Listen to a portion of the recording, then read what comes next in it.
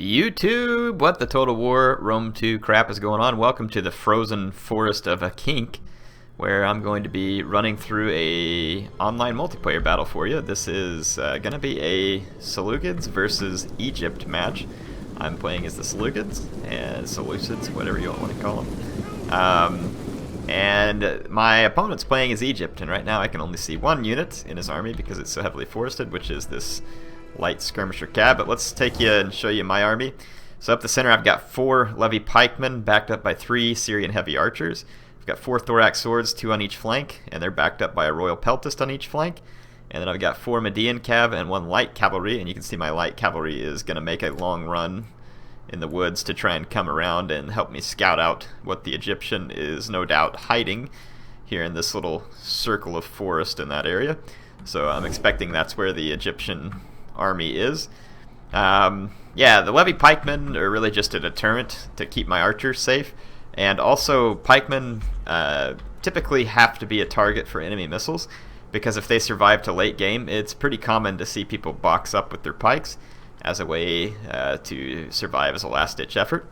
The other good thing about the pikes is it will force my opponent to either 1, attack straight into them, which only helps me, 2, waste missile ammunition on them, which is what I'm hoping for, because then my Syrian heavies will be that much more deadly, or 3, they're a late game tool if your opponent doesn't take care of them properly. I don't expect them to be a great offensive weapon, but really just more of a deterrent. Pikes, though, are kind of difficult to use. This is one of the ways in which I would say that they can be useful.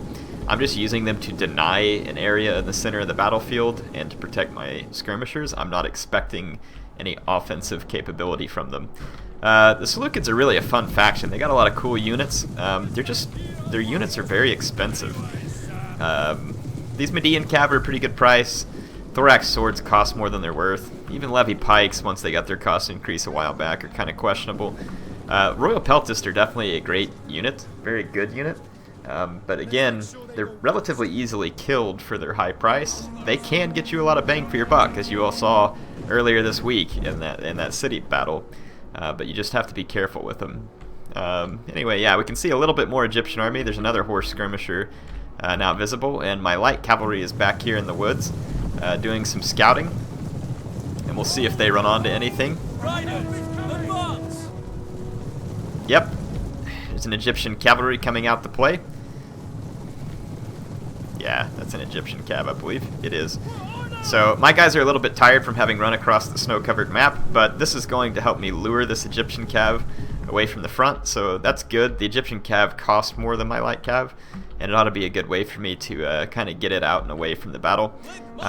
My opponent then reveals that he's got 3 mercenary Rhodian slingers here, and they do kill a few of my pikemen immediately, as expected. The Rhodian slingers are now operating a personal cloaking device, so that's something that you all may not have known existed, but it does. Personal cloaking devices were quite common in ancient Rhodes. You can see them deactivating it there. It's just too bad we don't have like that sound from Star Trek, you know, like it's a Romulan warbird coming at us. No, I'm just kidding. Alright, so yeah, they're going to fire at my pikemen. Like I said, this is good for me. It eats up ammo. The Rhodian slingers have considerably more ammo than my Syrian archers. The Syrian archers, though, have nice armor, but the Rhodians have a small block chance because of their shields, so that's kind of the trade-off. Syrians definitely pack a pretty heavy punch, and the armor makes them a little more survivable, but like I said, the Rhodians, they have a lot of damage for a slinger, and they have a lot of ammo because they're a slinger unit. I'm going to bring my Syrian heavies forward now that the Syrians have been firing at my pikes, and I'm going to return some fire, and the Rhodians will die fairly easily to my Syrians once I start massing fire, but like I said, the Rhodians are definitely a big threat, but you can see that they're not armored at all, which makes them fairly vulnerable to the arrows that I'm shooting at them. But I mean, you can see their shields do stop some shots. It won't stop all of them. Yeah, so you can see that my Syrians are trading fire here and doing quite well. But I mean, the Rhodians are basically killing pikes right now more than anything, which is fine. My pikes are cheap and they're not really a worthwhile target for the Rhodians. But he's forced to do something about them. Like I said, that's one of the few ways in which pikes are handy. Now he's got these Egyptian infantry here, which are just throwaway, and I have to be worried about them though, because they can expel their javelins onto my Syrian heavies, which would be a pretty good use of these Egyptian infantry. So I've got to use my pikes to keep the Egyptian infantry away from my archers. So you're going to see me retreat my archers. So this is, again, one of the few times that you'll see me saying that pikes can be worth it. And that's really all they're here. Look at them in a single line pike formation, only in Rome 2. And Attila, I guess you see it a lot there. So there's more of the Egyptian army coming from hiding. But yeah, we can see a Thurio spear here. 2 more Thurio spears over here. A Sobek cultist, which is an interesting unit. We'll zoom up. But we still don't see any more cavalry or heavy infantry. My light cavalry got caught over here and killed by the Egyptian cav. I didn't micro it. It's no big deal. And he's got these skirmisher cav parked over here. And they're actually getting some throws at my Median cav right now. I wasn't paying attention. Imagine that. Air not paying attention. That never happens. Yeah, in any case, so far I haven't seen anything that I've been very worried about. Egypt, to me, I'd rather be the Seleucids in an Egypt versus Seleucid match. Some of you may disagree. The Egyptians do have a few interesting units. But I feel like the Seleucids hold the edge in this matchup. I guess that depends on the rule set. The Egyptian infantry taunting my pikemen. Actually, the slingers are targeting my archers, and I didn't notice it. I thought they were still targeting. No, they're targeting my pikemen. I'm going to push my pikemen forward because I want to give my archers room. And you can see, sure enough, the Egyptian infantry expelling javelins here, which is really the only value that they have, because otherwise Egyptian infantry are terrible. Probably the worst infantry in the game. I mean, they're bad. I don't know who wins in a fight between them and Eastern Spearmen. It would be a battle of, like, pathetic lightweights. I'm going to use my Syrians, I think, here in a minute again. Yeah. I'm going to give them an attack order on the Rhodians, but the Rhodians are up in the woods this time, so it's going to give them considerably more protection. But I'll still be able to kill some of them. And the Egyptian infantry, you can see here, is going to toy around with my pikemen.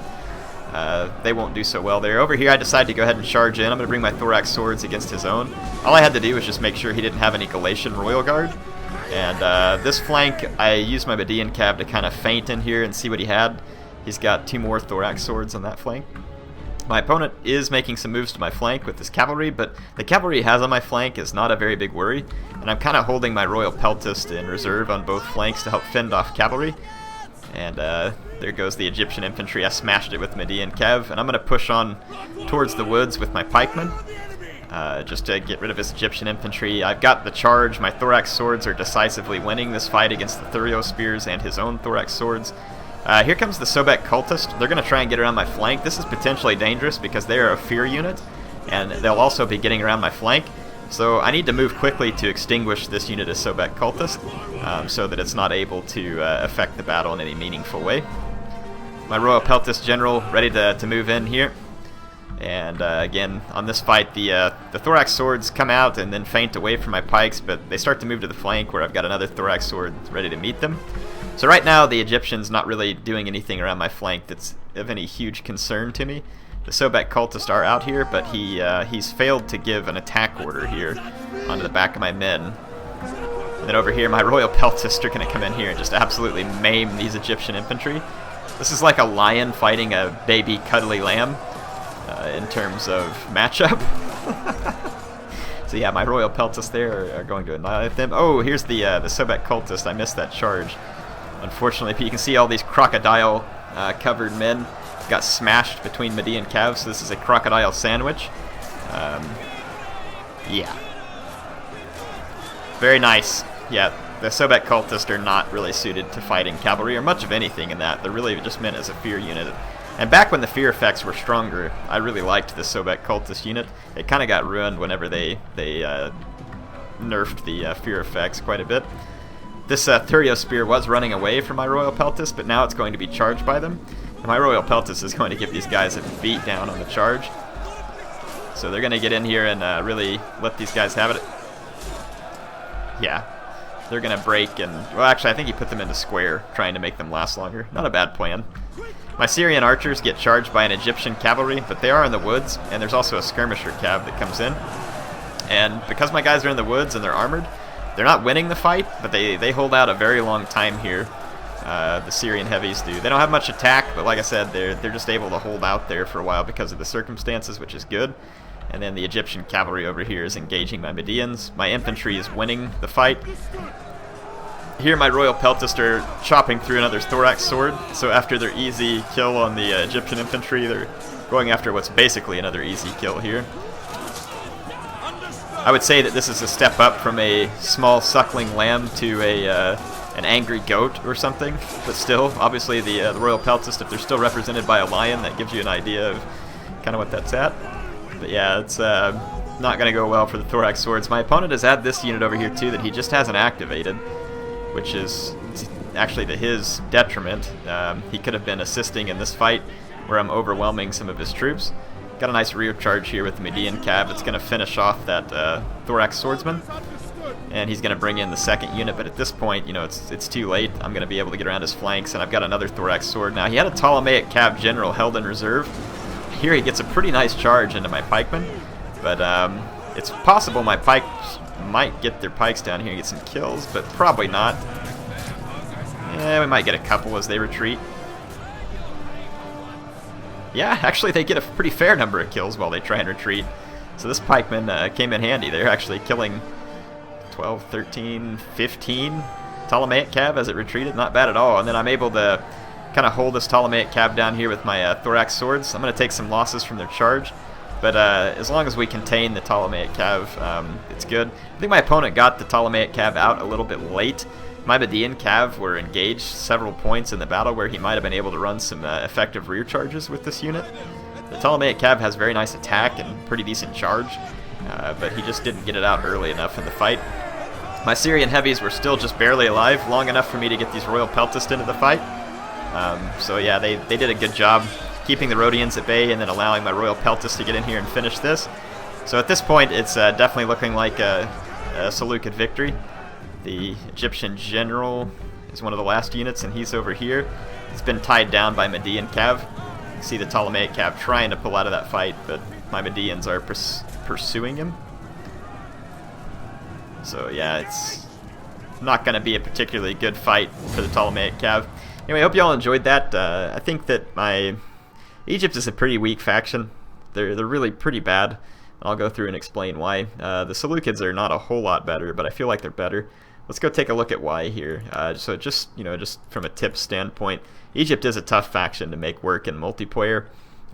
They do have some tools that are interesting, some that are even perhaps useful. To me, really the biggest things that they have going for them are scythe chariots and African war elephants, like the cheap ones and stuff. Those are the things that they have going for them. There are a few other, I wouldn't call them gems, but shiny rocks, maybe, in the Egyptian armies. Nubian bowmen are pretty decent for the price. 360 talents, you get 150 range archer. They're pretty weak as far as their health and all that kind of stuff, but they're again, cheap.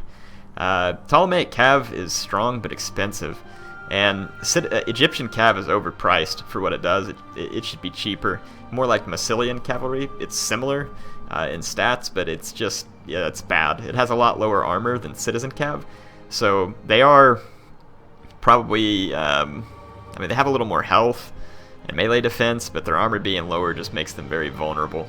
As far as Skirmisher Cav goes, back when fear effects really worked well, the Camel Archers used to be useful, but they're not now.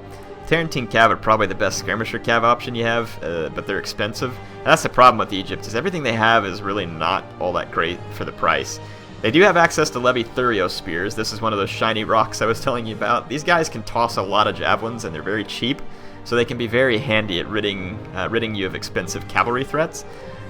Galatian swords for their price are pretty decent, but they're really not a good mainline infantry, and that's where you're going to struggle.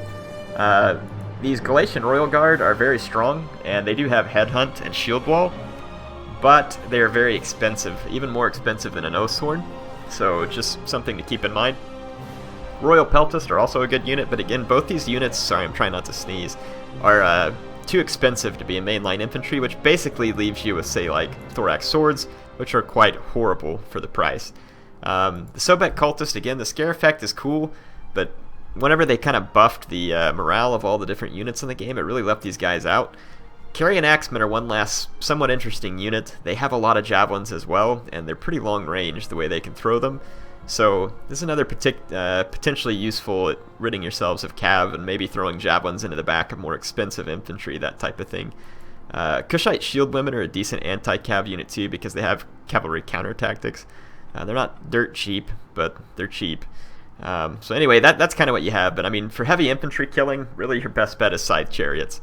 But they're also expensive and vulnerable, so you have to be careful in how you treat them. Anyway, hopefully that makes sense. Let's take a look at the Seleucids, and I'll kind of tell you why I think they struggle. It's mainly for the same reasons. You don't have good mid-tier sword infantry, and mid-tier sword infantry is really what drives a good faction in Rome 2.